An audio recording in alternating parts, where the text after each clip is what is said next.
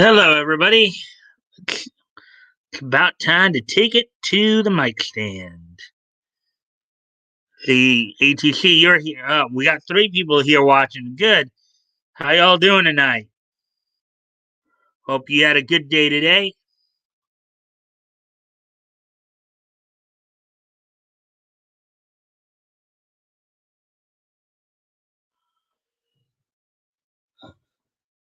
I dropped in on Leto's stream earlier. So said hi. Wow, we're up to four people watching. Hooray! Okay, so we're up to four people watching. It looks like well, it looks like at least ATC has got. Oh, now we're back down to two. Hey, Mike. Hey, ATC. Eating at the moment. Ah, okay. And back up to three now. Hello. Hey, Woody. All right, so we're at three people right now, so that's good. So, well, I know ATC just said he was eating. What about you, Woody? How'd your day go today?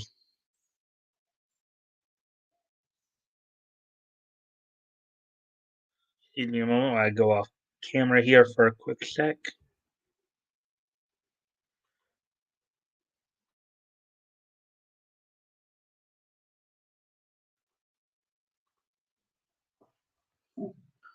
Okay, let's see. Hey, Woody. Yeah, so we have as many as four people in here now, so it's good to see. Um, no, as I said, I'm just waiting for see who else. See if we can get a few more people in. Um, we since we already it looks like we already have four people watching at least. I might start off a little bit early, seeing how it's going to. Watched most of the trial. Visited Leto's Yakuza Zero Play at lunchtime. Yeah, I dropped in there for a few minutes too before I went off to do some more comics research for tomorrow. Just prepping for tomorrow, deciding what you want to read cover tomorrow. So, see, we're past the 3 minute mark, so we got four. So so look like we have at least four people. So I'll tell you kind of what's on. Guess I can kind of go into a little bit of what's on tap for tonight. So there's an announcement of a Captain America special edition going on, um, as well as a profile piece on the all those who went by the name Harlequin in DC Comics. Long before Harley Quinn, Harleen Quinzel. Um, there were a few others. There are like four others prior to that. We're up to five people. Hello, fifth person. So as always, guys, I do of course appreciate any and all likes to the new people. I hope you guys will feel welcome and will enjoy the content. Let me see what else. Also in the anime section, we'll be covering a little profile piece on some fantasy schools. Funimation and Toei made an announcement about a watch party, and then we're going to find out a little bit more about what the Millennium items Yu-Gi-Oh actually do. So that's all that's on tap for tonight.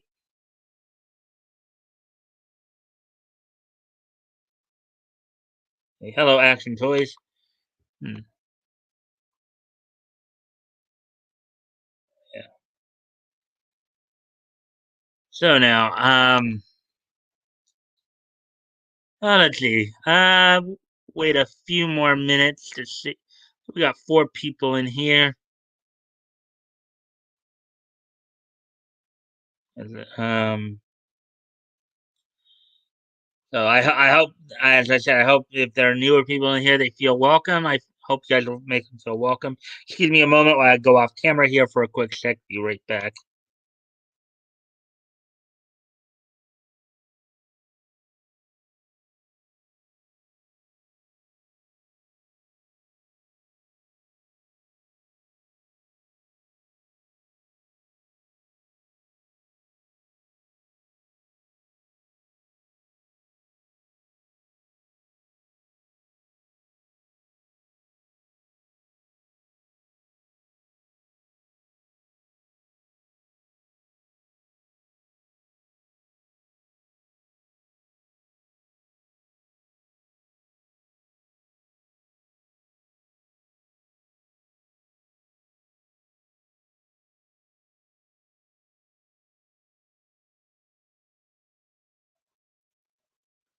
Okay, so we're just past 6 minutes into this, and um, I'm gonna go ahead and get started here. It's kind of a shame that the fourth person left us. But anyways, let's see now. So let's go ahead and get started.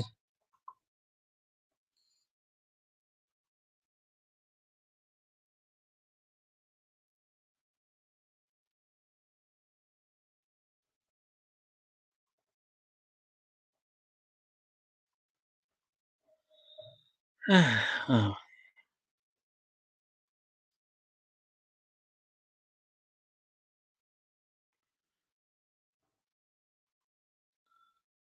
hmm.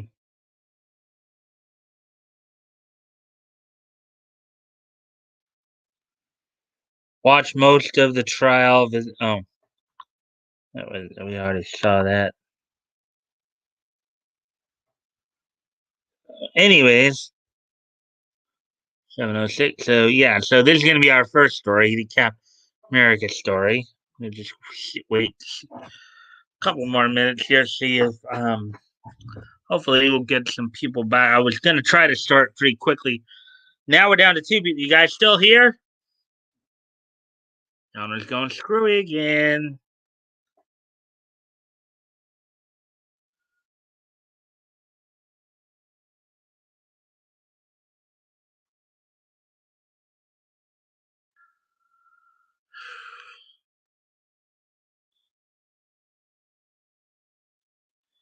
Let's see now. 757, 7.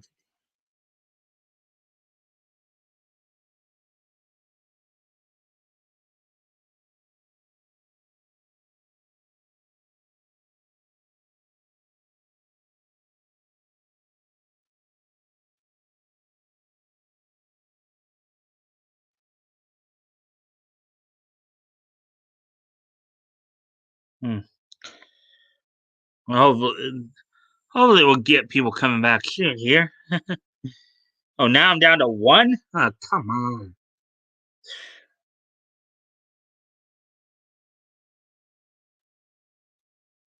Teacher ADC is kicking my desk.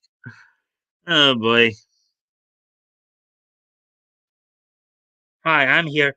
Well, hello, hey, Junkin X Tariq. Um Welcome to the stream. We're just waiting to see who else shows up here. But welcome. I hope you enjoy the content here. Um so yeah, we're about to get into it. 9 minutes. I guess I'll get going here, cause so the new person kind of gets an idea what we cover here. So here we go. Um Captain America gets a special folio um, society hardback edition. And to my guys who've been around a while, I hope you guys will help Junkie. Let me make sure I'm pronouncing their name right. Uh, Junkin feel welcome. Um,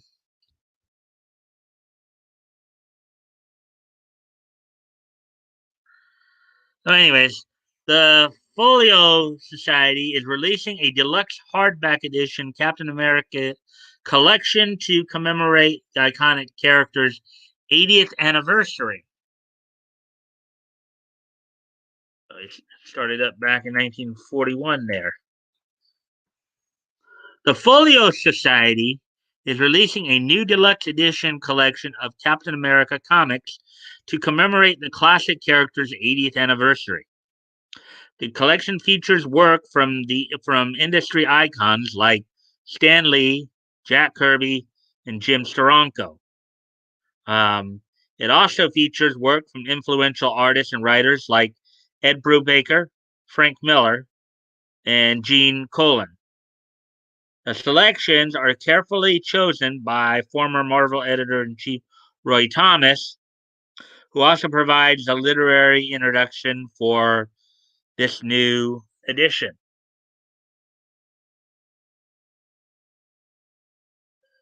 The hardback collection features new cover art from the award-winning artist Michael Cho and a sapphire cloth slipover emblazoned with Captain America's unmistakable emblem. It also includes an exact replica of Captain America #1 from the famous cover of Captain America punching out Adolf Hitler to the original story and advertisements. The replica features scans made from the original copy of the extremely rare comic, one of the 10 most valuable single issues in the world. See if we have any new. Oh, I even. Oh, okay, hold on. Hello, Junkin. We want to. We wait a quorum. All right, so now it's reading three, so that's good. Let's see. Um,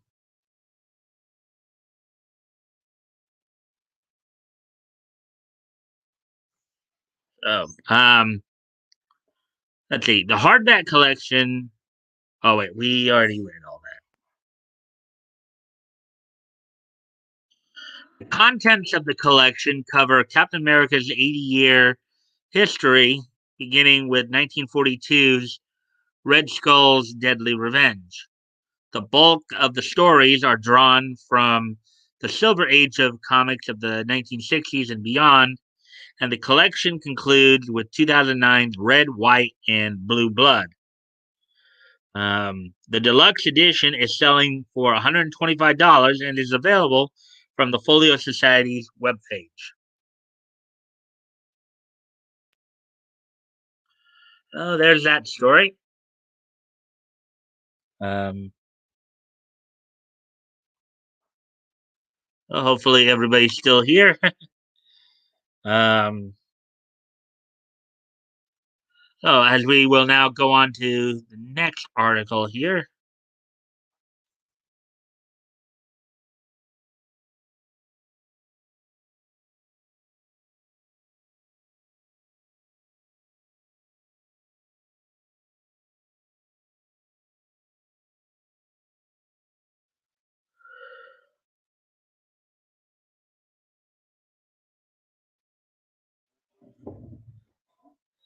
Alrighty then. So, before I get to, anybody have any thoughts on the Captain America story I just read? Anybody want to share any like points of view or comment um, on that particular article? Um,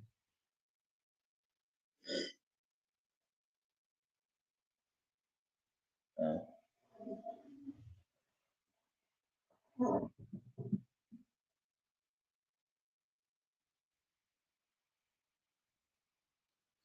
just wait and see if you guys want to say anything, as we got started pretty quickly here. So, excuse me a moment while I go off camera real quick. I'll be right back.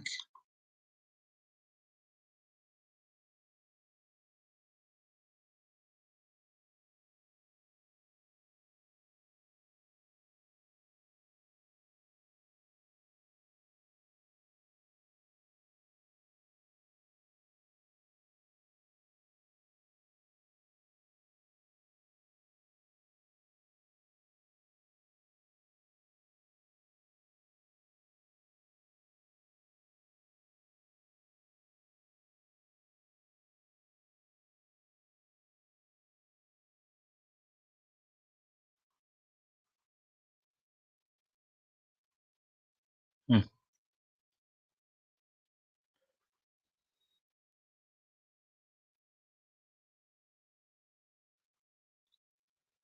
All right. So, anyways, anybody have anything they want to add to the conversation here on the Captain America before we move on to this next article?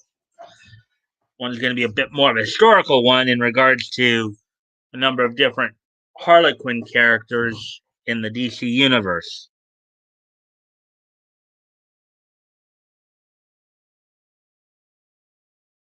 As it would appear, nobody anything more to say about Captain America. We'll move on then.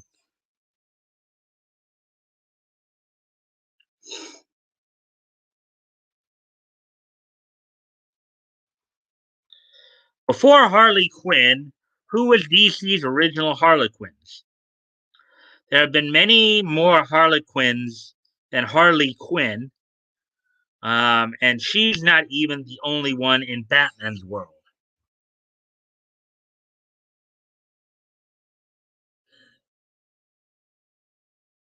One on the right, of course, is the Harley Quinn everybody knows.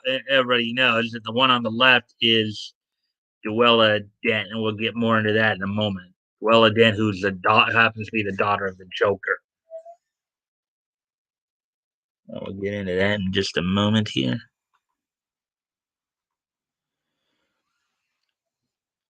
Harley Quinn has become one of DC's most popular characters since her first appearance in Bruce Timm and Paul Dini's Batman the Animated Series. She has gained widespread popularity amongst fans, getting her own animated series as well as a live action movie. Though the most popular of DC's characters to be named after the Harlequin figure, she is far from the first. Four other individuals have gone by Harlequin before Quinn came on the scene, and only one of them had any relation to Batman. Molly Main, who is the golden age Harlequin. Molly Main right here is the redhead right here. And just in case you don't know who this is the golden age Green Lantern, Alan Scott. So Molly Main was the golden age Harlequin. Um, so let's get into this. The original Harlequin, Molly Main, was a villain of the original Green Lantern, Alan Scott, created by Robert Kinnear and Irwin Hasen, and first appearing in All American Comics number 89 in 1947. She committed petty, harmless crimes to draw the attention of Green Lantern, who she had a crush on. Though she fought the Green Lantern on a number of occasions, she briefly joined the Injustice Society. Her prankster attitude didn't fit with their ideals, and her tenure didn't last long. Her better nature won out, leading her to betray them for the Justice Society. Maine retired as Harlequin when it was clear Scott wouldn't enter a relationship with her, doing work for government to make up for her crimes. Years later, Scott returned to Molly, realizing the love he had for her, and the two married. So, kind of a little more on this because I've done my homework on Molly Main here in the past. Um, Many of you know I'm a bit of a DC guy myself here. Essentially, she wasn't really as much a villain. She wasn't a villain in the typical sense. She became a villain more or less to draw Alan Scott's attention. You know, she wasn't out to get rich quick. She wasn't out to like rule the world. She just simply the prize she wanted was Alan Scott. Alan Scott's heart and eventual hand in marriage, of course, which eventually did happen. Um, let's see. ATC said, "Hey, Junkin." Um, and then Junkin replies, "Hey, Junkin Tyreek." Finally kicks Woody's chair. You guys are being little boys, aren't you? Acting like little boys.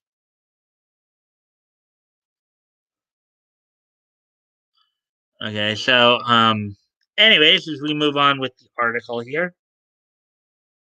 Duella Dent.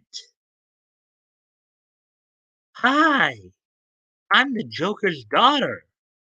You can call me Duella. Let's dance. Second Harlequin is the only character related to Batman to use the name before Harley Quinn. Beginning life as the Joker's daughter, Duella Dent was created by Bob Rozakis and Irv Novick, and first appeared in Batman Family Number 6 in 1976. She was initially more of a comical pest to Robin than a real villain. Um, she went on to claim she was the daughter of Catwoman, Scarecrow, Riddler, and Penguin, too. Robin began to believe she was actually Two-Face's daughter. Instead, Duella joined the Teen Titans, wishing to atone for her father's crimes, and took on the name Harlequin. It was later revealed that her parentage made no sense because she was the daughter of Earth 3's Joker, the Jokester. What they're talking about there is Earth 3 was okay, so now many of you know I've talked about this before. There was you know, DC had the multiverse, right? You had like Earth 1 was basically the main Earth that most people were aware of because that was basically the home of the Silver Age characters. Um Earth 2 was the home of the Golden Age. So Earth 1 had like the Justice Society, Barry Allen as the Flash, Hal Jordan as Green Lantern, and Ray Palmer as the Atom. On Earth 2, which was the Golden Age home, you had Jay Garrick as the Flash, Alan Scott as Green Lantern, and Al Pratt as the Atom. Um, Earth 3 was basically the polar opposite of Earth 1. Okay.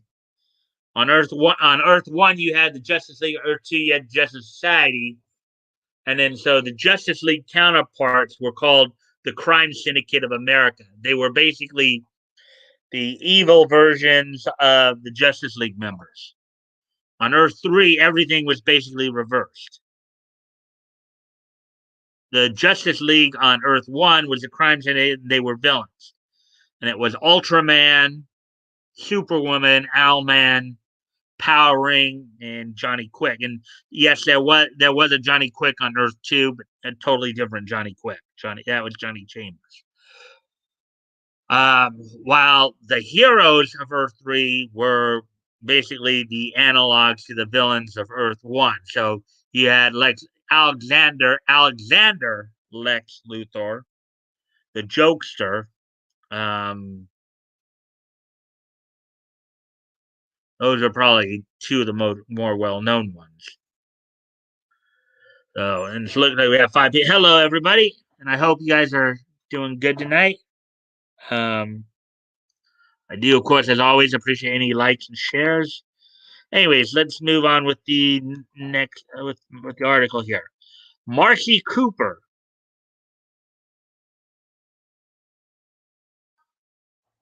I don't understand, Molly. I thought the original Green Lantern was dead. Dead and gone he is. That was just a little free demo of my newfound talents. Pretty neat, huh, Gramps? Gramps? Marcy? Is that you? From here on, you can call me the new Harlequin. This is outrageous. Why? Why those are even my spectacles? And she's giving them back to you, aren't you, young lady?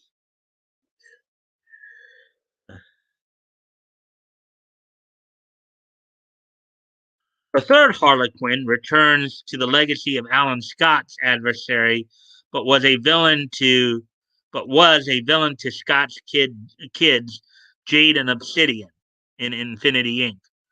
Um, Quick little thing on Jade and Obsidian. They were they were the twin offspring of Alan Scott and the Golden Age Thorn, Rose Canton. Um, but they were somehow kidnapped and then they were separated, and they were raised by different families. But as kind of a quick little tidbit there. Marcy Cooper was created by Roy Thomas and Todd McFarlane and first appeared in Infinity Inc. number 14 in 1985. So essentially, just maybe around the time or just before Crisis on Infinite Earths happened. Um, as the granddaughter of the original Manhunter, Dan Richards, um, she was recruited into the Alien Manhunter organization.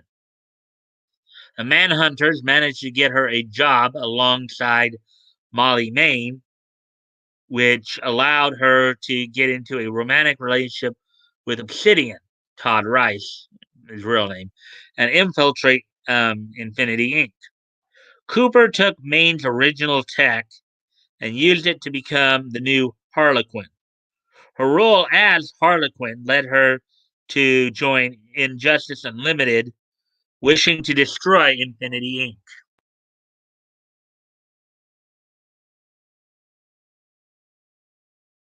Harlequin number 4. Let's see if you guys are saying anything about this.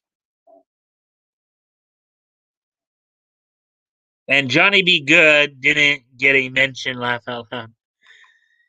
Well, there was no Johnny B. Good, but as we'll discuss somewhere down the road on Friday, not tomorrow, but um, there is a Johnny Thunder, a John L. Thunder. Um, so you have that to look forward to.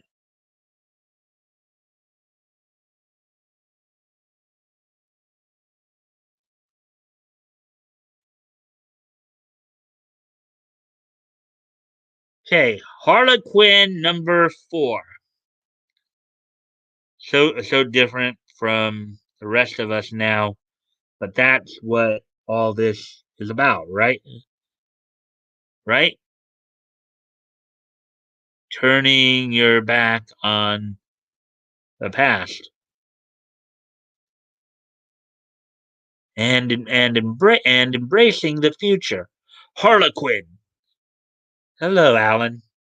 I'm glad you remember me.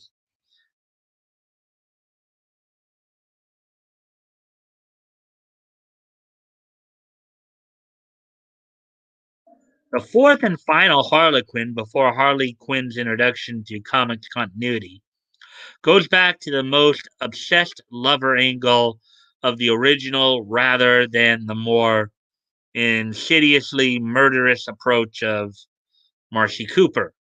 Created by Ron Mars and Jim Balent, and first appearing in Green Lantern Corps Quarterly number 5 in 1993, the identity of Harlequin number 4 remains unknown. This Harlequin wasn't obsessed with the current Green Lantern at the time, Kyle Rayner, like Molly Main before her. Her obsession lay squarely on Alan Scott, with the goal of being Main's successor romantically rather than just criminally. That's an interesting plot twist. A little psychological thriller in there, huh?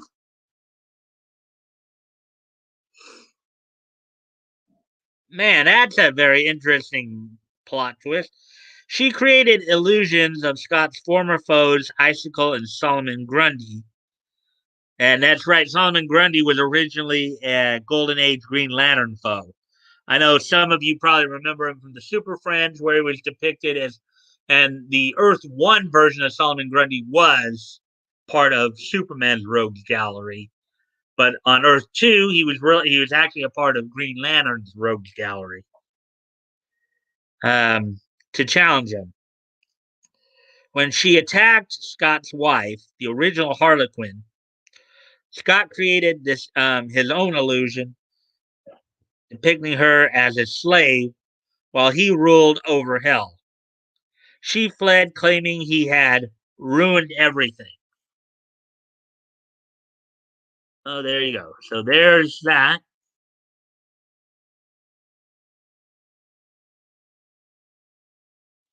Interesting stuff, huh? Anyways, I'll be right back. Gotta just go off camera here for a quick moment.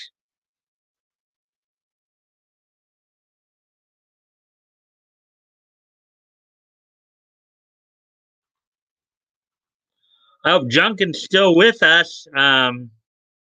Hope you've been enjoying the content thus far. Um, and I hope everybody else is enjoying it as well.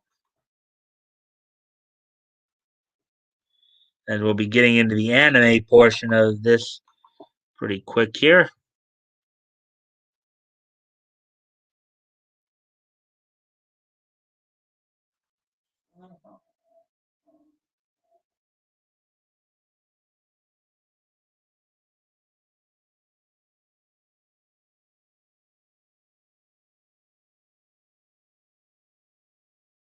So,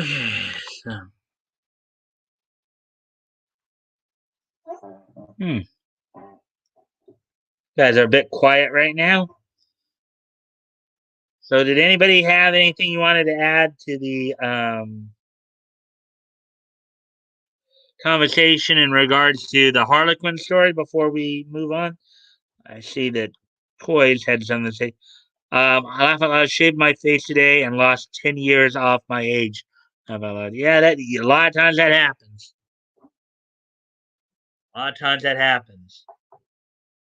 But does anybody have anything you want to add to the Harlequin story before we move on?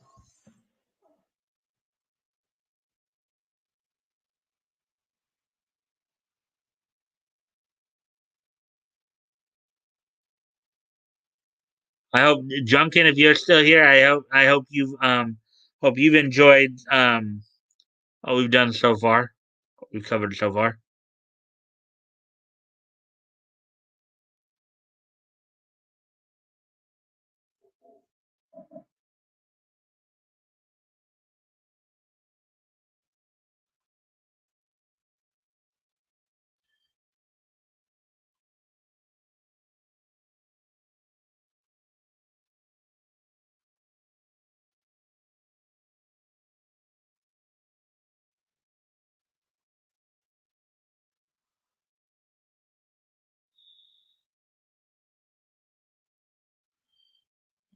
So let's see.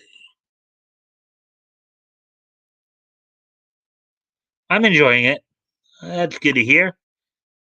No, I'm good. All right, so we'll move on to the next story here, which is in the anime realm. We'll start the anime portion of the coverage here.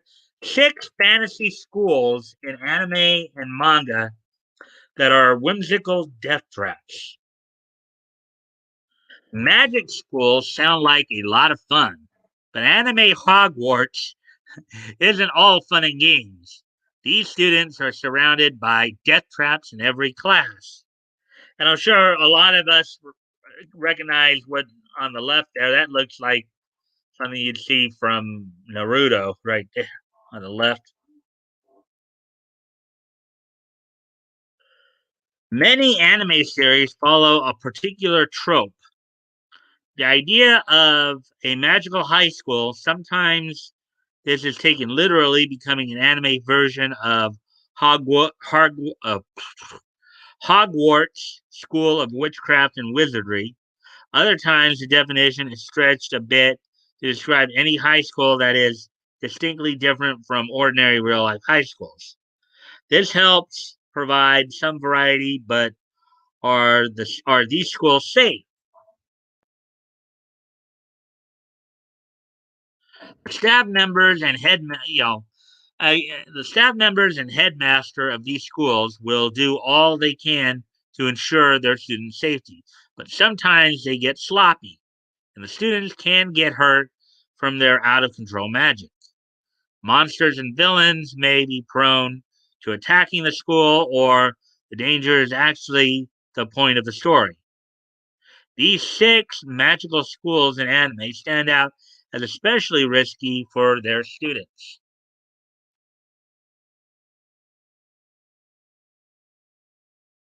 UA, Japan's top heroic school, My Hero Academia. Any heroic school is going to be intrinsically dangerous, since being a superhero is a physically demanding job that includes constant danger while fighting villains or rescuing people from natural or unnatural disasters.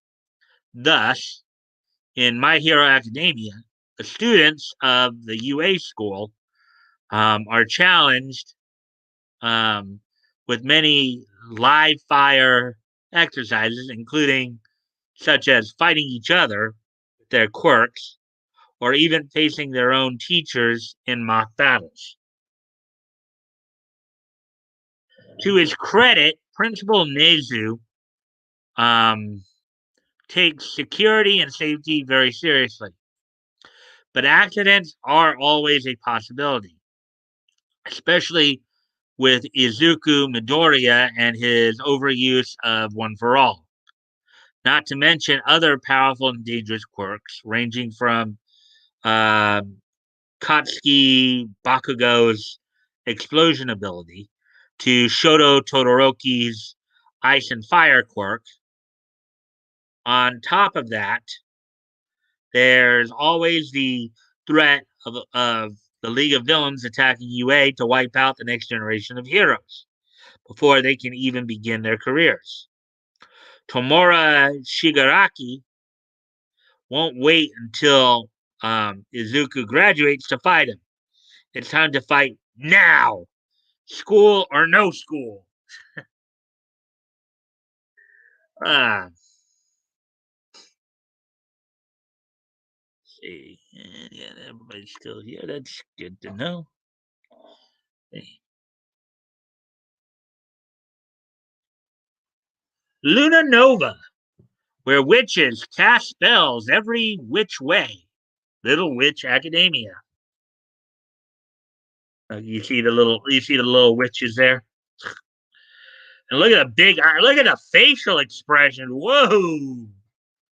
No, I'd really want to get those girls mad at me.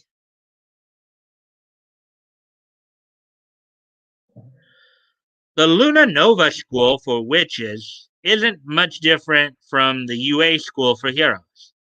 In fact, Little Witch Academia has a number of interesting parallels with My Hero Academia. From its name to having a powerless protagonist who is inspired by their famous idol to enroll at a magic school. Akko is a non magical girl who is determined to become a wonderful witch like Shining Chariot. But in this school, a stray spell can be trouble. Bippity boppity boo. Um, Even the most qualified students might lose control of of their magic and accidentally hit someone with a fireball, a shrinking spell, or something worse. If Hogwarts is any indicator, even the best students can suffer when a spell blows up in their face. Not to mention exploding potions that were brewed incorrectly, or dangerous magical pets or familiars. Um, then there's the matter of bullies and pranksters who misuse their magic on other students deliberately. Um, just just a quick little note here. A familiar for a witch is usually it's kind of like their partner, but it's not a human partner. It's usually a cat. So it's um usually some kind of animal, usually a cat with magical powers as well, that acts kind of as a partner to the witch. So throw that in there.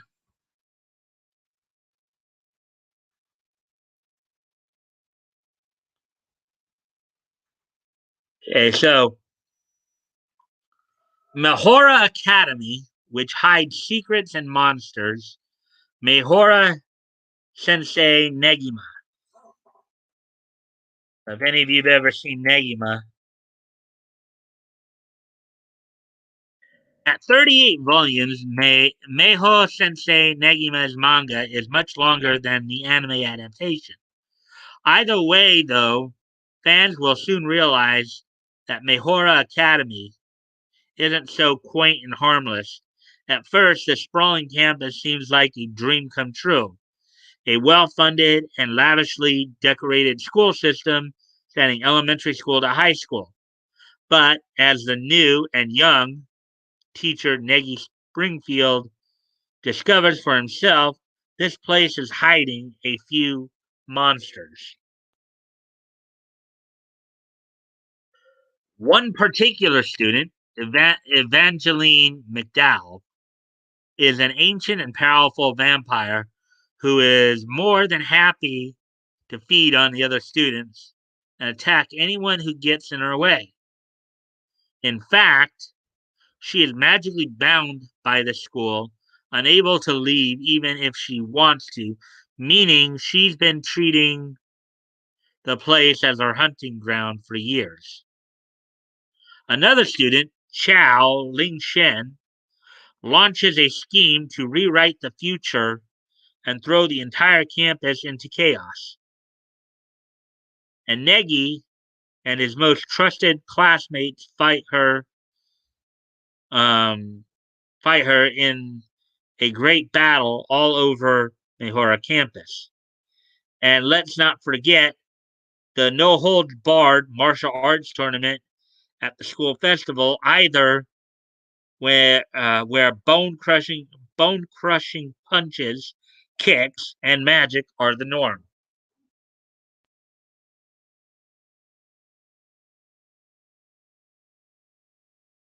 Yeah, this is one I watched recently coming up here. I've seen Negima before. Let's see. And still nothing new. I hope everybody's still here. Um, Counters are going screwy again. YouTube saying there's two people watching, and now StreamYard saying two people watch. You guys still here? Uh,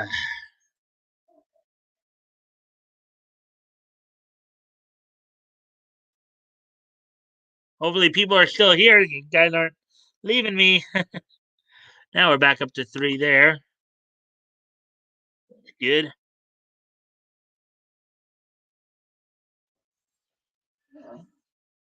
Hayakao Private Academy, where gambling reigns supreme. Kakegurui. This one this one's a dark pleasure. I can tell you that just from I watched it a couple a few months back. It's pretty interesting. The magical school of Kakegurui is not literally a place of magic and wizards, but it does fit the trend of being specialized and the usual all the same. Here at Hayakao Private Academy, the sons and daughters of society's wealthy elite learn how to gamble in high stakes games with real money. This is to teach them risk evaluation, calculating the odds, strategy, and how to be gutsy enough to take big chances in life. Yeah, and this cast of characters takes it to near extreme here. You got some pretty mentally unstable individuals in this anime. Uh,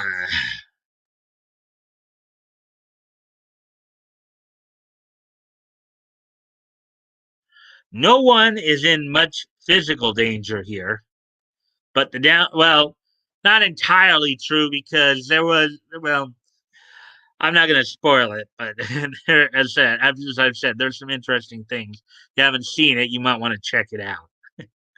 But the downsides of a gambling school are serious. Gambling addiction is a real and substantial problem, which can impact the addict's life as seriously as a drug or alcohol problem. Alienation from friends and family, financial ruin, losing a job, and far more.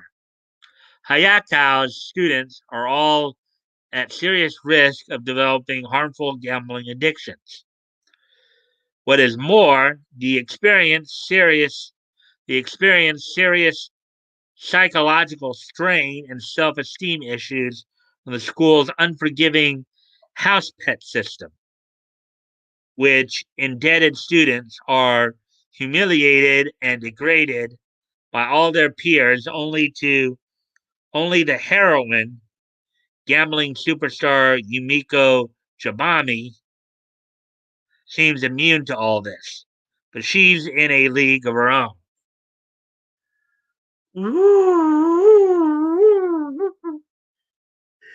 You know,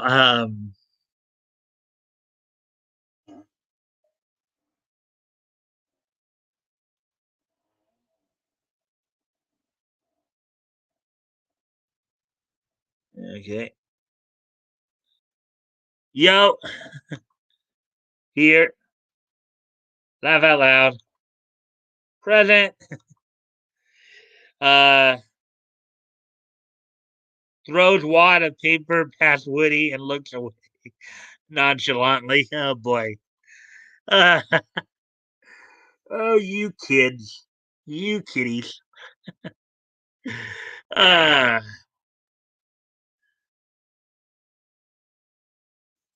Ninja Academy, where kids play with weapons. Naruto. Naruto's magical school isn't quite as dangerous as the others, but there are still inherent risks. In the excuse me a moment, guys, I gotta go off camera here for a quick sec. I'll be right back.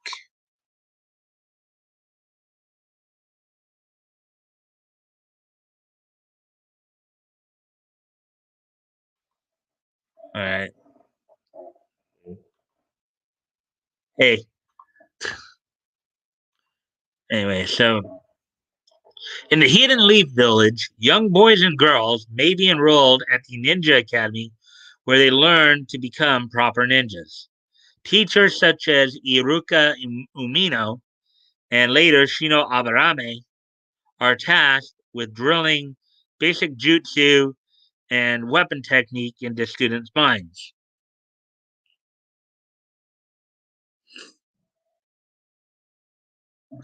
There seems to be adequate oversight here, but all the same, this is a place where 8-year-olds are given throwing stars, of course, um, throwing stars, also known as shuriken, and kunai knives to repeatedly throw at targets or perform basic offensive or defensive jutsu.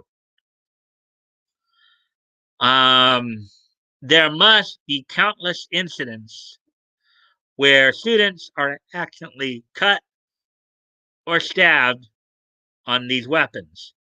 And bullying here could have serious consequences.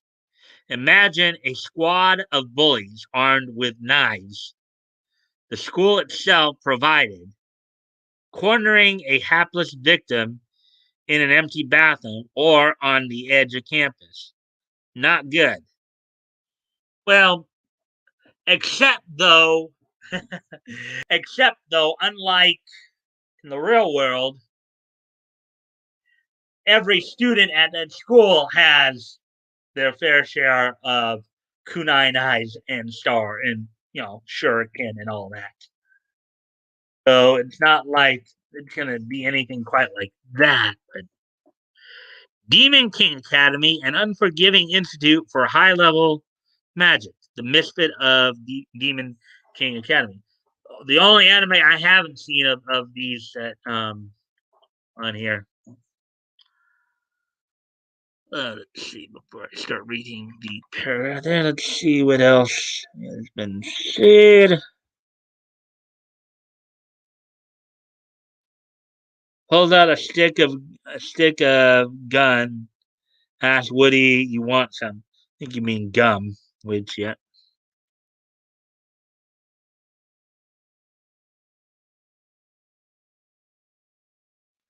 And we're back up to 5 people watching. Yay, 5 people. The Misfit of Demon King Academy features a more traditional magical school where humanoid demons are enrolled to learn powerful magic and see who is qualified to become the next Demon King. The previous king, Enos Voldegoed, set a high standard so the teachers will do anything to hammer these students into shape and unlock their potential. And these are demons. Brutality and might makes right are the norm here. Not only are these demonic adolescents shooting powerful spells all over the place in live fire exercises, but there is also a matter of discrimination. Full blooded students wear red and black uniforms and are highly esteemed, while half bloods wear blue and white uniforms, opening them up to class based bullying and antagonism. And the teachers won't do a thing to stop it. This prompts some half blood students to form a union dedicated to reconciling with the full bloods. But they have a long, hard road ahead of them, and all are right bullying targets.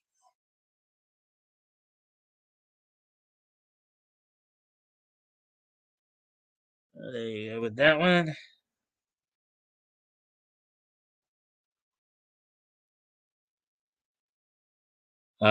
Albus, Boulder Gold.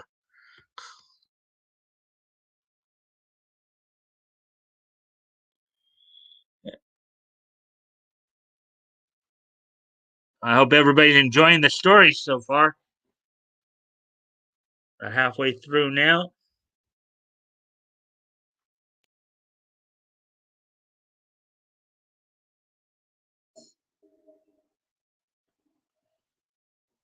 So here's the next story. I go through here.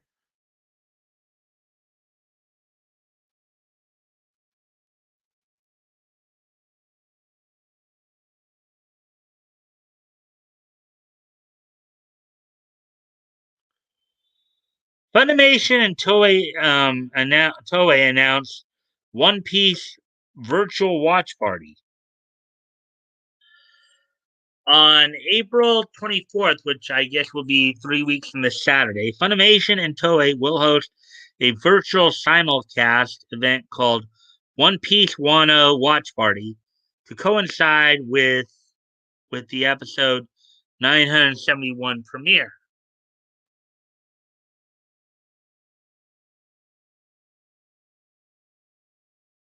Funimation and Toei Animation have teamed up to host a virtual simulcast event for fans called One Piece Vano Watch Party on April 24th.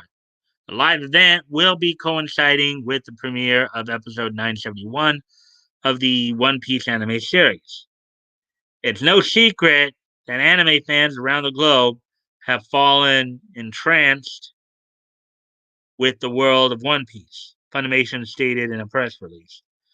With fans fully engrossed in the land of Wano arc, Toei Animation and Funimation are excited to bring viewers worldwide the One Piece Wano watch party. In the same press release, Funimation revealed the following synopsis for the upcoming One Piece Land of Wano arc.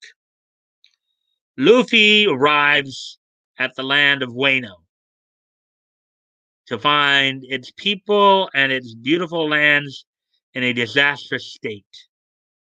The one behind it all is Kaido of the Four Emperors, who is in league with the Shogun. The Straw Hats search desperately for allies while the island's tragic history comes to light. Amid the stories of the past, a tale of Odin and Goldie Roger surfaces.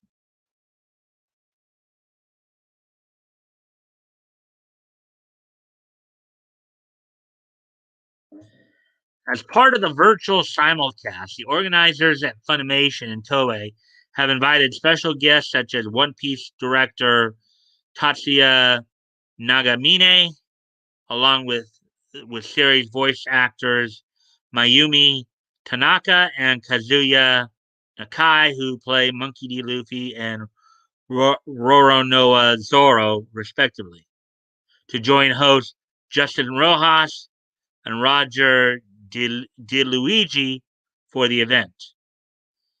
Mr. Rojas is a representative of Toei Animation, and Mr. DeLuigi is a popular YouTuber known as Rogers Base. The director and voice actors have pre-recorded a special Q&A for for the event.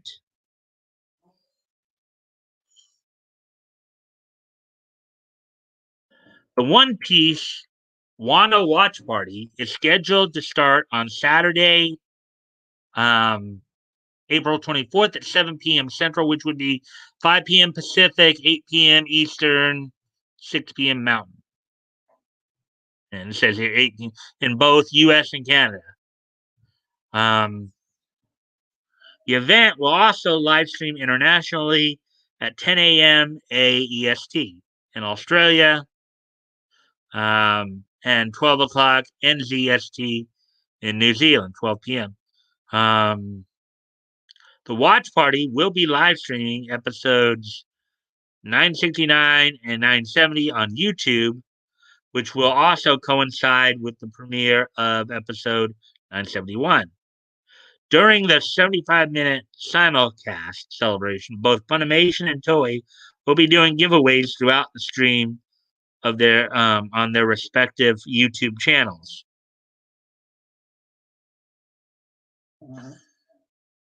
Um,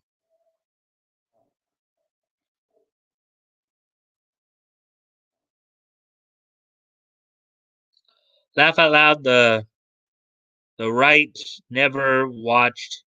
I had never watched the or read the source material. The union for mixed bloods was for them to have equal rights and treatment. Oh, oh, I guess you're talking about the writers for that Devil Academy one or Demon Magic Academy one. Writer. Um,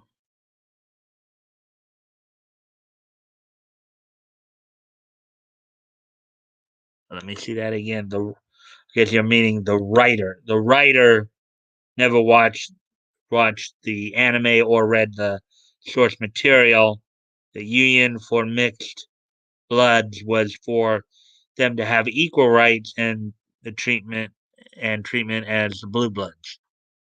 So it is usually the case in that particular situation. And we just went down to 3 people watching again. I hope everybody's still here. We're just coming up on the hour mark here. Just past the hour mark. Got one more in the anime session, then we're gonna have go over to the TV session and have a story there.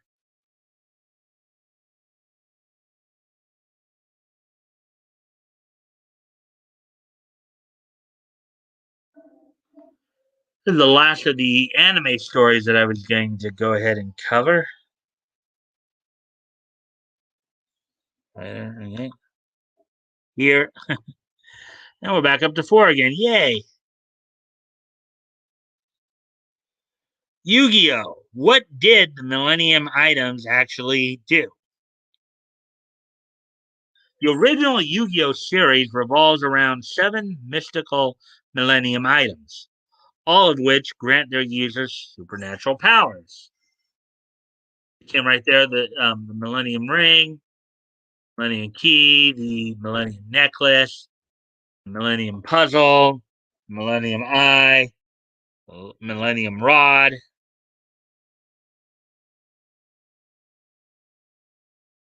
The original Yu-Gi-Oh! Series followed the adventures of a boy named Yugi Moto, who obtains the mysterious Millennium Puzzle. In doing so, he becomes possessed by the spirit of the King of Games. This iconic item is synonymous with the series, but it's not the only one of its kind.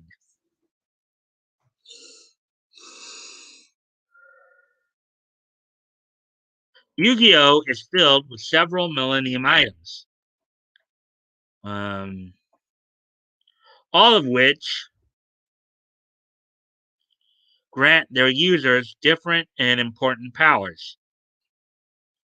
These include clairvoyance, the ability to find other legendary artifacts, and the power to activate deadly shadow games. Here's a list of all the Millennium items in the long lasting series and what they can do. The Millennium Puzzle.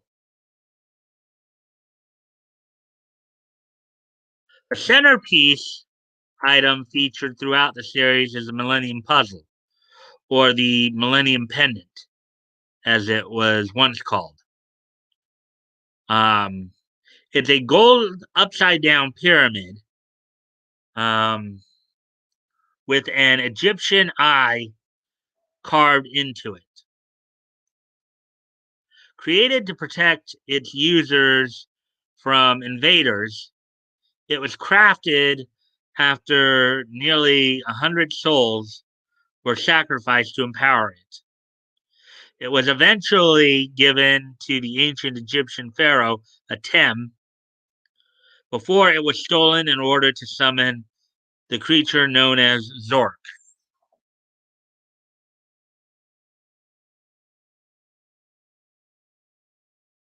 Atem sacrificed himself to stop Zork, sealing his soul in the pendant and wiping away any memory of his existence.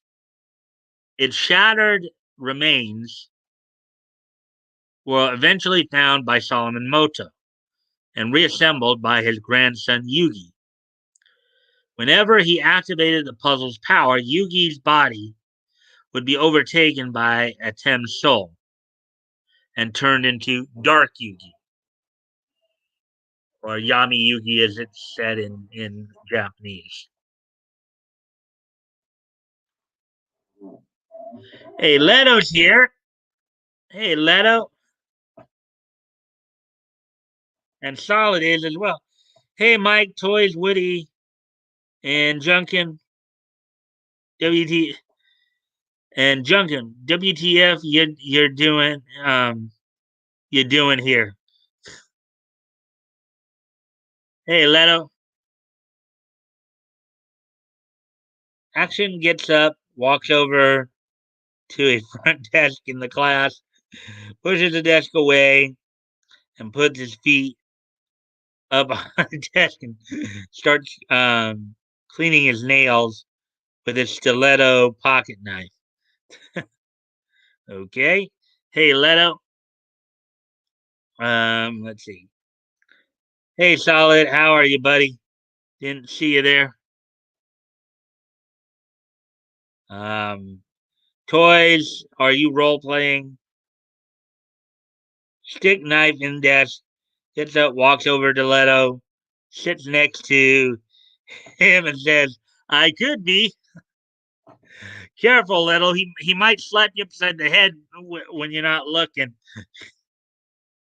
Toy stuck his gum in my hair. Oh boy. Anyways, boys will be boys, right? Excuse me a moment while I go off camera here.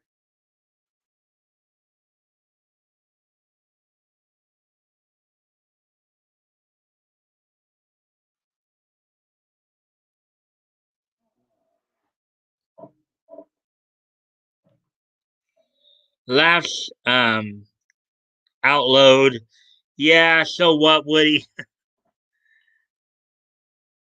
Um Haha, Toys is role playing a guy from Greece. Hey Junkin, don't mind these guys. They're very we're all friends here. They're just being silly tonight.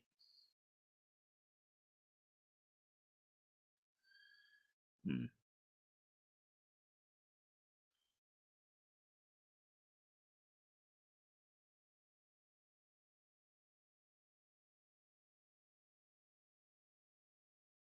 Don't be shy, Junkin, to participate in the chat as you feel comfortable.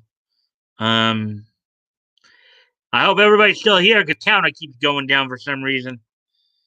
Anyways, on to the next part here. Millennium Eye. Millennium Eye. The Millennium Eye allows its user to look into someone's mind and know their thoughts. This is especially valuable in the franchise's Duel Monsters card game, where whoever uses the Millennium Eye gets to see the other's deck of cards like other Millennium items. It can also begin shadow games and create vast illusions. It was created in ancient Egypt by Akhenaten, um, though the anime and manga give different reasons for its existence. The manga version was crafted to make Akhenaten's son the pharaoh, while the anime version was to help ward off Zork. Millennium Ring. This is Bakura's Millennium Puzzle. Of course, was Yugi's. The Millennium Eye was Pegasus. Here's the Millennium Ring by Bakura. That was Bakura's. Like the Millennium Pendant, the Millennium Ring was created to defend Kul Elna village from attackers. The ring exists as a sort of compass to locate other Millennium items and can otherwise aid the user in finding whatever it is they seek. It can also initiate shadow games, as well as give the user second sight abilities and can disrupt the abilities of other Millennium items. It contains a portion of both Zork and Bakura's original souls. Now, originally, of course, Bakura was thief Bakura back in ancient Egypt times, and then got reincarnated in the modern times. Millennium Scale, that's the other one that was in the Millennium Scale, which I understand is Shoddy. That's one. I think Shoddy actually had two of them, and I think that was one of the two that he had. Millennium Scale that he was placing. The Millennium Scale, or the Scales of Truth, exists as one of the deadliest Millennium items. One of its powers is fusion, which results in the creation of several dual natured dual monster cards. However, the scale's most impressive ability is the power to weigh the evil in a person's heart. This is an element from Egyptian mythology involving the afterlife and can result in the person's soul being eaten by a crocodile like creature called Emmet. Due to this power's esoteric nature, it's only briefly used in the series. Millennium Key, which I believe was also held on to by Shoddy.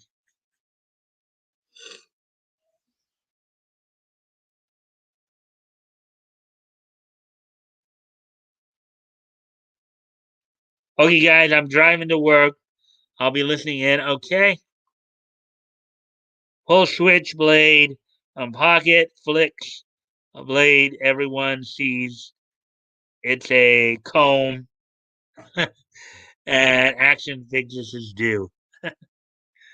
And I do hope you guys are making Junkin feel welcome. Make them feel part of the group.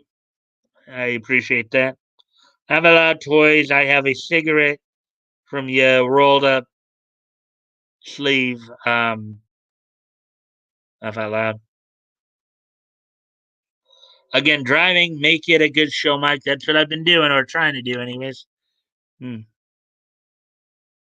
And as always, guys, I do, of course, appreciate any and all likes. Help, bring in more people. So, nah, bro, but you can have this one. I keep next to my ear. Tosses Sig over to Leto. Winks. Anyways.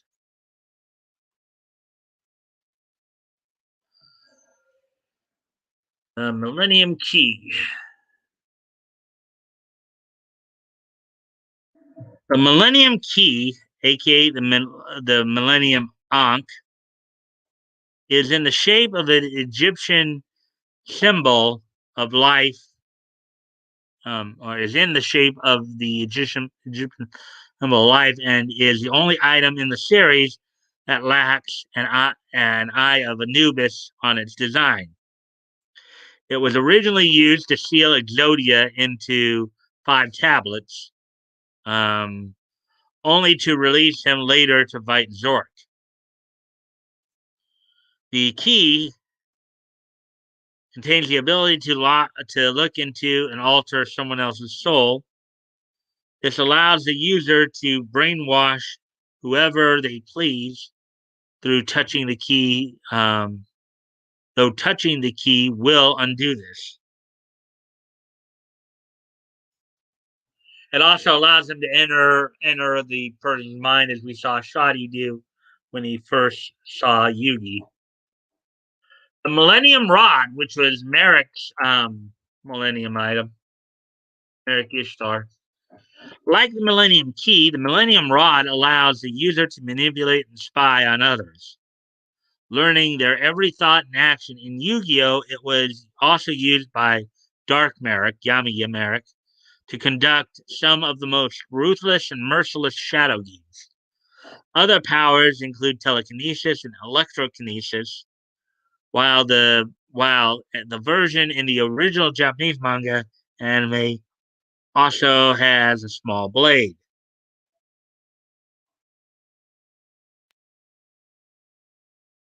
That does kind of look like a little axe, I believe. The Millennium Necklace, which was Ishizu's Millennium item. The Millennium Necklace is based around defense more than the other items, lacking a weaponized feature. It allows the user to see glimpses into the past and future. While the past visions are typically set centuries ago, the future glimpses are events soon to come. The necklace is also unique in that it's the only means of protection against the other items. Um, many times, disastrous events in Yu-Gi-Oh can only be prevented by using one of the Millennium items in some way. Oh, there you go. There's the at the end of the anime news items. Let's see. So, how's everybody doing? I hope everybody's having fun and enjoying the content tonight. Hey, just got home, going to grab a bite. Hey, Anon, evening, everyone. Yeah, I hope everybody's making Junkin feel welcome. You know,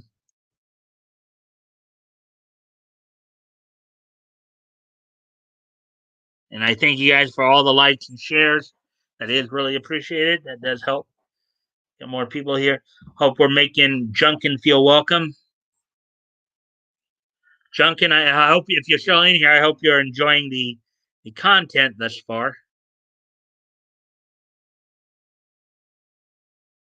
And Letta, of course, is also saying, "Hey, on."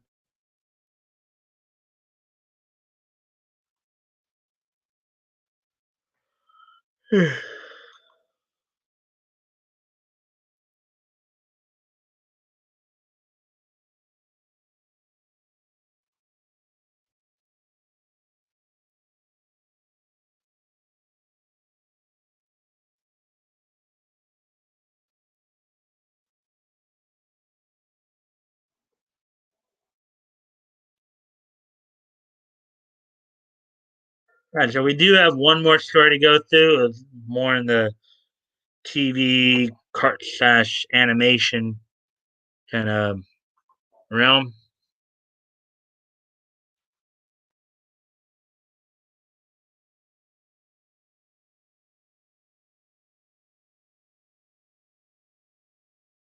Here we go. Here's of course, and this is apropos because, of course, this is April Fool's Day. Fun, fun, fun. Have a lot. Hey, Junkin, come over here. Sit with me, Anon, and Letta. Ah,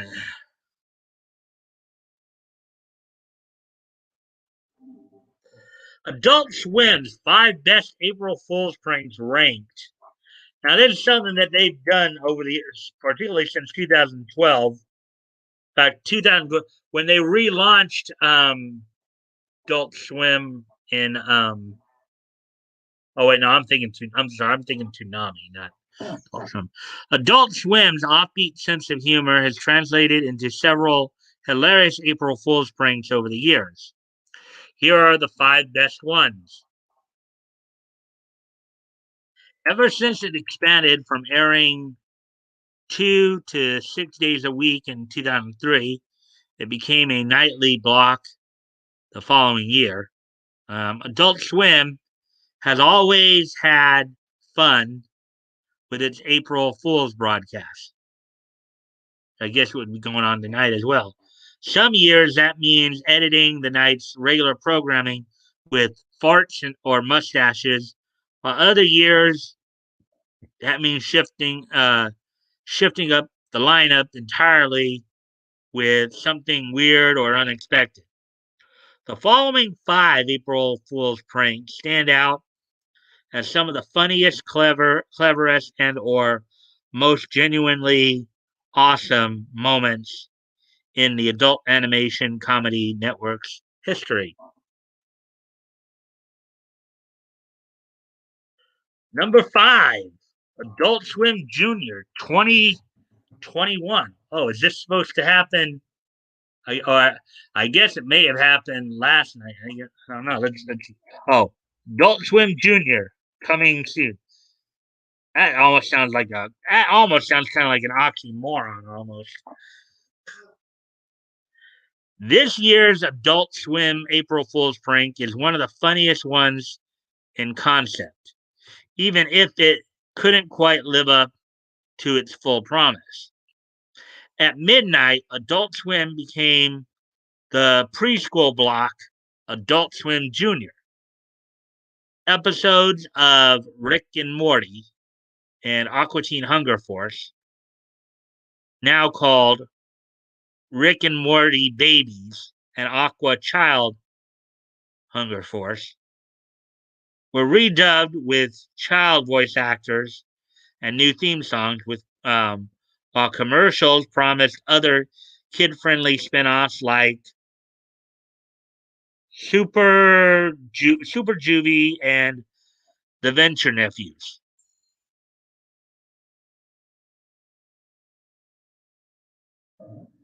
Alas, the scale of this prank was much smaller than pranks from previous years. Only 2 episodes got redubbed and were shown twice by 1:30 a.m.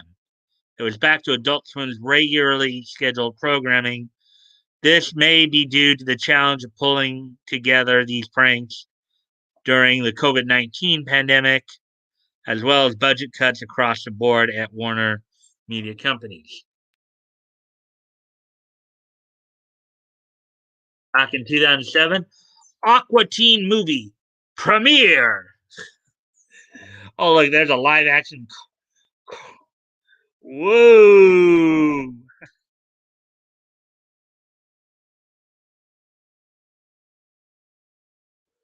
2007 was the first year Adult Swim did not only one, but two pranks for April Fools. The first prank, editing a marathon of Perfect Hair Forever to make it look like an old VHS anime fan sub, was cute enough. But the second prank was the true masterpiece in trolling. In the lead up to April 1st, Adult Swim promoted a TV airing of Aqua Teen Hunger Force, movie, film for theaters, 10 days, um, film for theaters, 10 days before the theatrical release. Technically, Adult Swim made good on its promise. It did air the Aqua Teen movie, but in the corner of the screen without sound at the same time that the regular lineup was airing.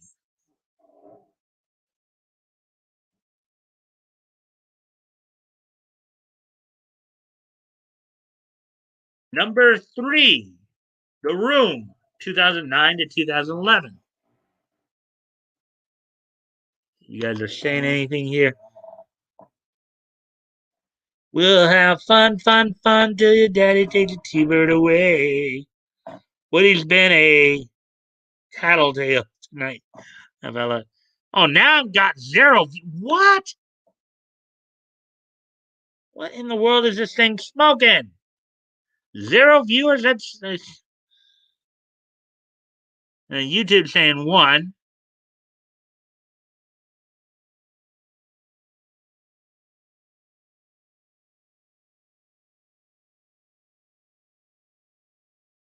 Have not. Grant and ask Woody if you want some gum.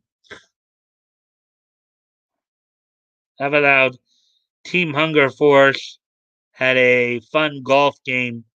Little, I'll admit to that. Laugh out loud. Zero. Laugh out loud. Now we're back up to 2 viewers. Everybody still here?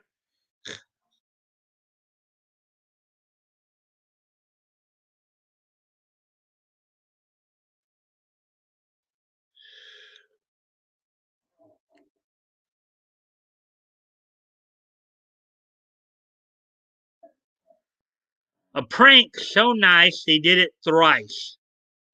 Adult Swim's 3 April Fool's Day airings of The Room helped push Tommy Wiseau's dark comedy from relative obscurity into so bad it's good movie stardom. Of course, TV standards required censoring the sex scenes, but considering what the sex scenes in The Room are like, that can be considered a godsend. Oh boy. Okay. The one downside to this prank was how repetitive it became, even with Adult Swim spicing things up with new Space Ghost segments in the second and third years. Though that repetition ended up being the perfect setup to the best April Fool's prank.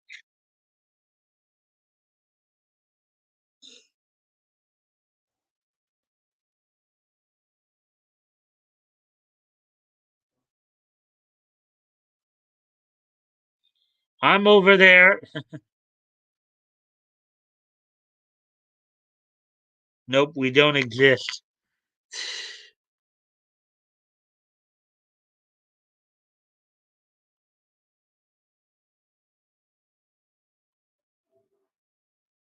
Double Prank, Japanese Tsunami, and Bush World Adventures 2018.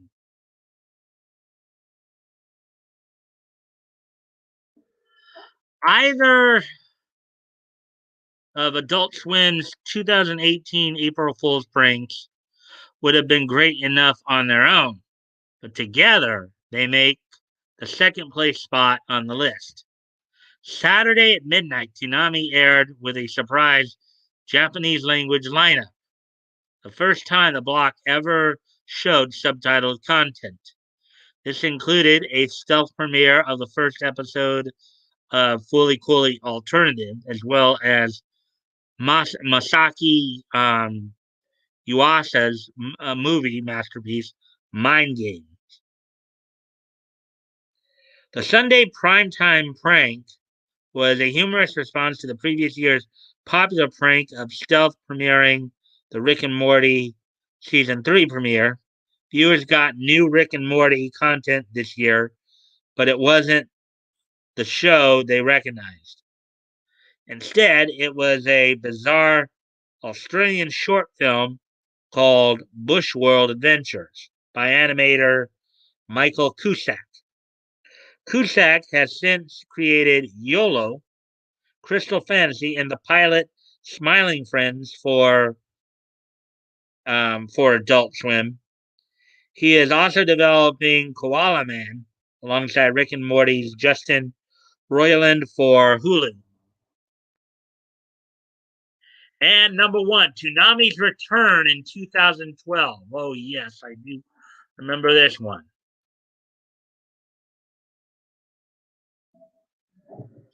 It started like any ordinary April Fool's night from the past few years.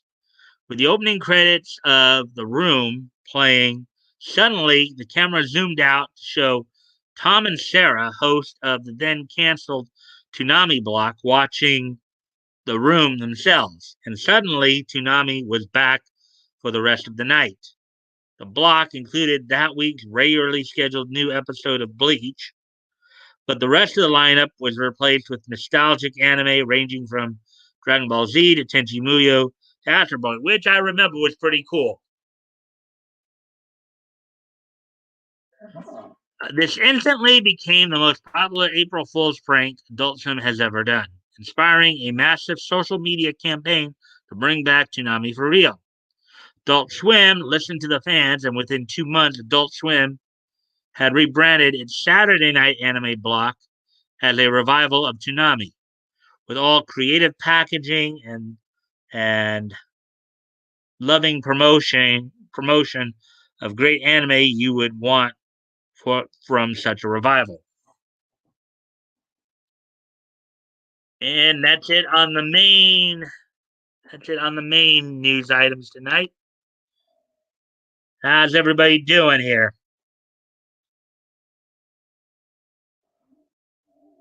Can't wait for Bleach last arc be animated. Which wait to wait. I'll record till a record of Ragnarok comes out.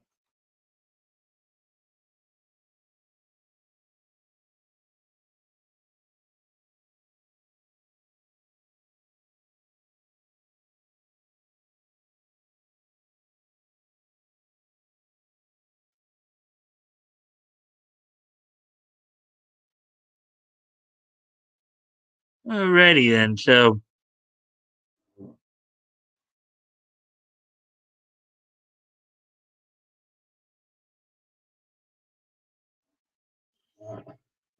and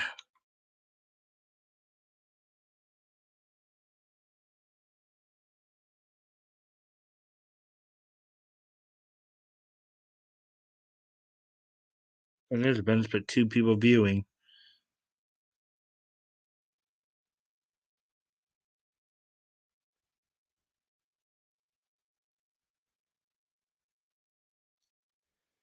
Let's see. Let's see now.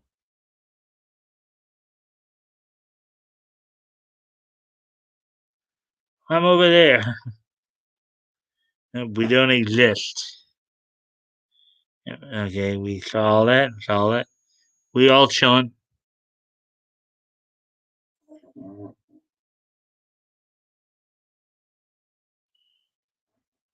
Oh yeah.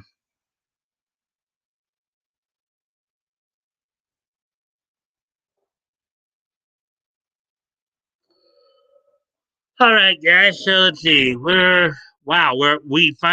got to the hour and a half. We're like hour 31 coming on an hour 32. So everybody's still here.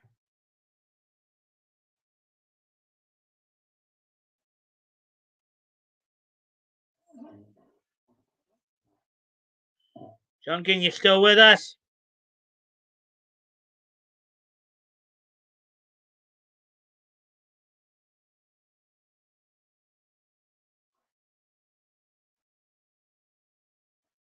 No. Yeah, I'm gonna try something here. I'm gonna go off here for a quick set, guys. So I'll be right back. I'm gonna try to no to try to see if maybe I can get this thing to read right. I'll be right back. Yes.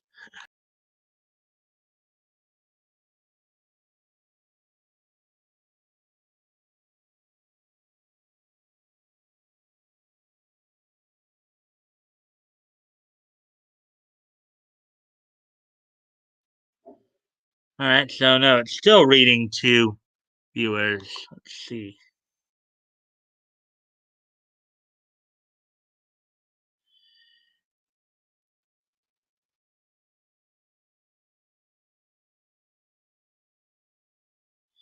Yeah, that was me just trying to reboot it a bit there, but that apparently didn't work. It did. Uh huh. Gonna try one more little trick. This one, I'm gonna try to reboot the YouTube part of it here real quick. I'm gonna go out for just a sec on YouTube,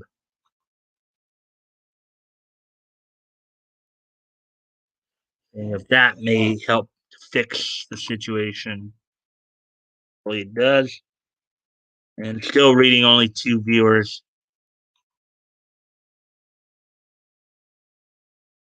Anyways,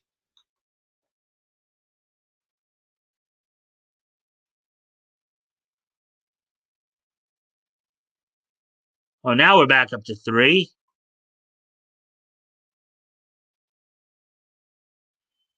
And just let you know, I just got the 30-minute notification, and now we're back down to one apparently on the YouTube side of it, supposedly. But I just got the notification that Ricada's coming up in 30 minutes. Ty Beard will be there with a big announcement, but it's not Vic related. Um, and that's all in all caps too. It's happening with everyone everywhere. Oh, the count, you mean? For a while now. I don't know when YouTube will fix it. Love Ty. Yeah. Well, it's not. Apparently, it's not just YouTube because the counter is reading wrong on StreamYard too. My counter on StreamYard here is saying one as well. So I'm not even sure if it's StreamYard or if it's YouTube or what.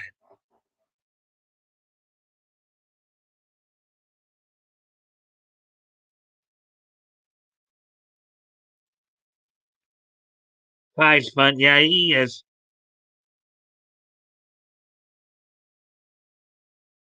Nice.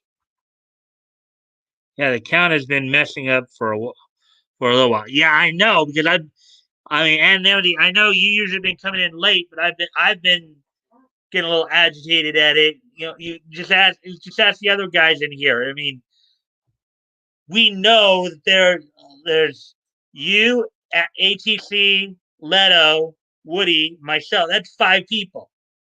and maybe Solid and Junkin are. Oh, I think we've had as many as 7 people in here. Yet the counters will say, no, we've only got 2 or 3, or down to 1. I mean, even said we had 0 people watching, even though we knew we had 5 or 6. Screwy. The whole dang thing's being screwy for some reason.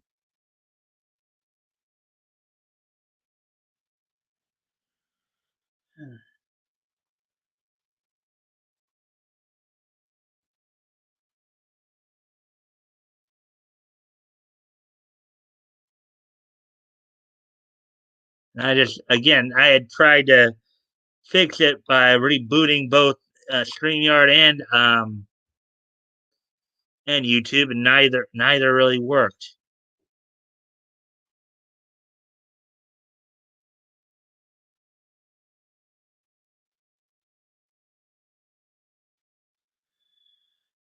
Yep. Well, part of that too is I'm just again the accuracy aspect of it. Maybe that's a little bit the autism at work in there, but I want things accurate. You know, I know I think tonight we've had as many as 7 people, yet it's never read as a full 7 people.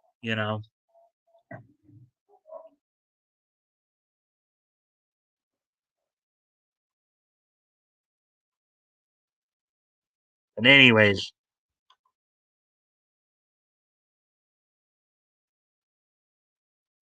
91, 2001, 2006. All right. Well, yeah, we're now coming up on an hour and 37, so I think it'd be a good time to start wrapping up, guys. Kind of wonder what happened to Backo because I didn't. He didn't apparently come in tonight. Maybe he crashed or something. What I mean by crash too is he fell asleep. But Mike YouTube is reliably unreliable. Yeah, no kidding. All right, guys. Well, as I said, we're now at an hour 38. So what I was thinking was it might be a good time to start wrapping up. Are you guys ready for this day in each history?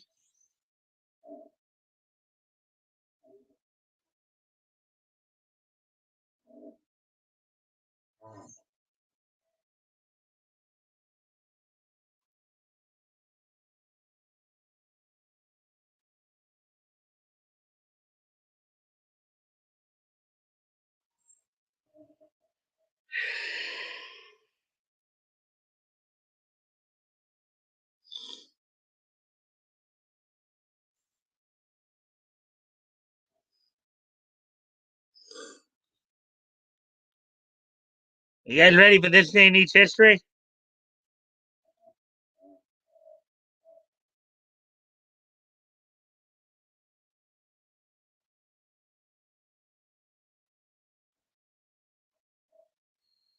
Okay, so let's see. Shout, yay, history! Nietzsche, Mike. Nietzsche it up. Okay.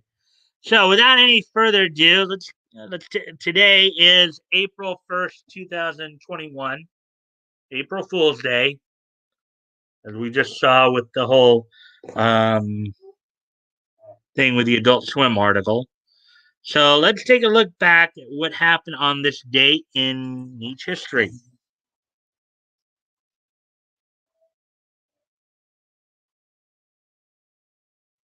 First off, we're going to go back 30 years ago today. On this date, 30 years ago today, um, a few things happened.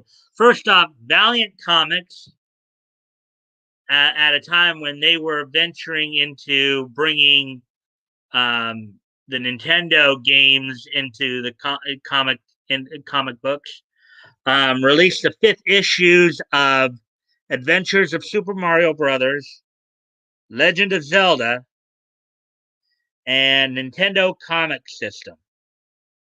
So Valiant, in bringing the Nintendo gaming system into the comic world, would release the 5th issues of Adventures of Super Mario Brothers #5, Legend of Zelda #5, and Nintendo Comic System #5. Also, Malibu Comics would release on the newsstands the 5th issue of Cat Claw.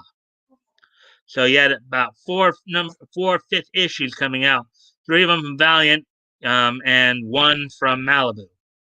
So you had the 5th issues of Adventures of Super Mario Brothers, Legend of Zelda, and Nintendo Comic System from Valiant, and Cat Claw #5 from Malibu.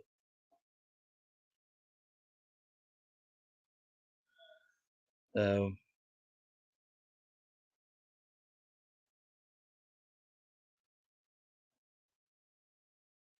with that being said, let's move on to the next piece in each history. On this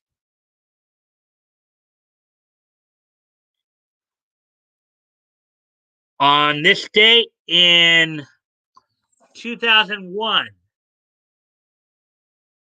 WWF would host WrestleMania 17 from the Reliant Astrodome in Houston, Texas. On this card, in the main event of this card, Stone Cold Steve Austin would defeat The Rock for the WWF Championship in a no disqualification match. Also, Undertaker would continue his streak and he would defeat Triple H. The Iron Sheik win the gimmick battle royal.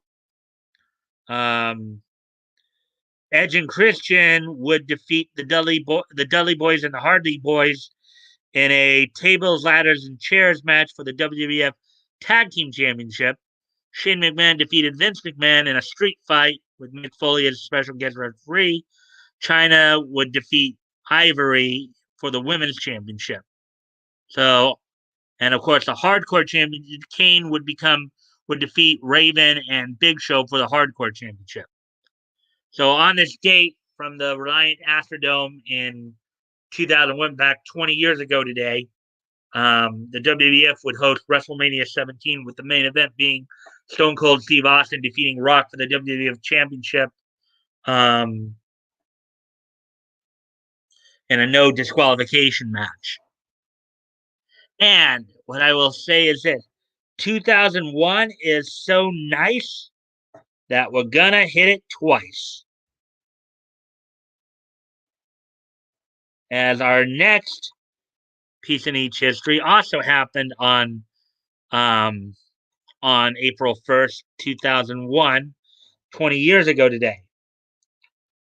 On this date in 2001, 20 years ago today, the Simpsons episode Simpsons Safari, the 17th episode of the 12th season, premiered on Fox. It was the episode in which the Simpsons end up going on safari, and you had legendary voice actor Frank Welker providing the assorted animal noises as per his guest appearance. So on this date in 2001 as well, aside from WrestleMania happening, you also had the Simpsons episode Simpsons Safari premiering on this date. Oops.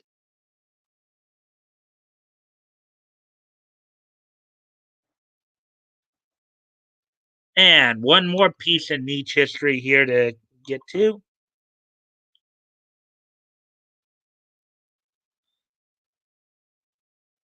On this date, now let me before I talk about these here. Let me also say this.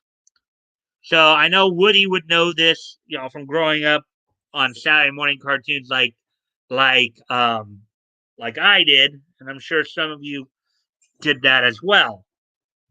Now, for us here in the States, throughout the 80s and 90s, 80s and early 90s, September was usually the time of the year where everything would start anew. It would follow the school year of September to May, and every September, you'd get, you'd start, in usually late August, and then into September, you'd start getting like the Saturday morning previews coming in, and then you'd start the whole year, basically the broadcast year there. Well, whereas it was in September here in the States, it's April in Japan. In Japan, that's the start of the quote unquote broadcast year. So, um, so with that being said, here on this date back 15 years ago today, um, the following animes premiered on this date in on April 1st, 2006. JC Staff's Fushigi Boshi no Fuda Go Hime Gyu.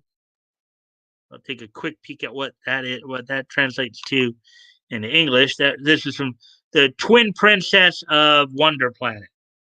Twin Princesses of Wonder Planet was the made its debut on this date on TV Tokyo. Um,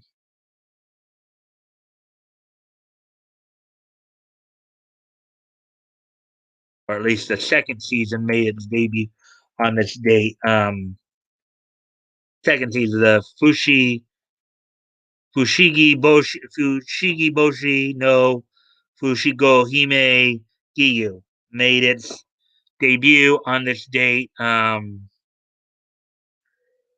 Twin Princess Wonder Planet Giyu made its debut on this date in 2006 on TV Tokyo. Also on this date, Yokai. Let's see.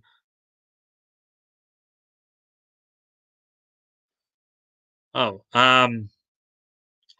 TMS Entertainment's Fighty Beauty Wulong was the English translation. Um, Also premiered on this date on TV Tokyo as well as BS Japan, TV Aichi, and TV Osaki. And also on this date as well, the Studio Comment produced anime Yokai Ningen Bemu, or Humanoid Monster Bem, also premiered on this date on Animax and Tokyo MX. So the animes Fighting Beauty, Wulong Rebirth, Fushigi Boshi no Fushigohime Hyu, and Yokai Nigen Bem all made their debut on this date in 2006, which was 15 years ago today.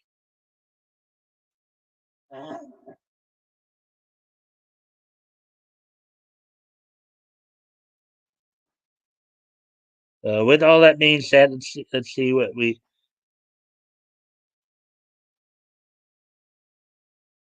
17. Ha ha ha. Night, everyone. Night action. All right. So, anyways, guys, thank you for joining me again tonight. Junkin, if you're still here, thank you for coming. I hope you enjoyed the show. Tomorrow night, hopefully, Batgoat will be with me. We'll be going over June of 1937. Comics history, and I know he'll have his, he's also got his naming kind that's going on, as well as the LOL trophy. So hopefully, I will see you all tomorrow night when we look back to comic history. Junkin, I hope you'll be here as well. You might enjoy that, looking back on some comic book history. So until tomorrow, bye.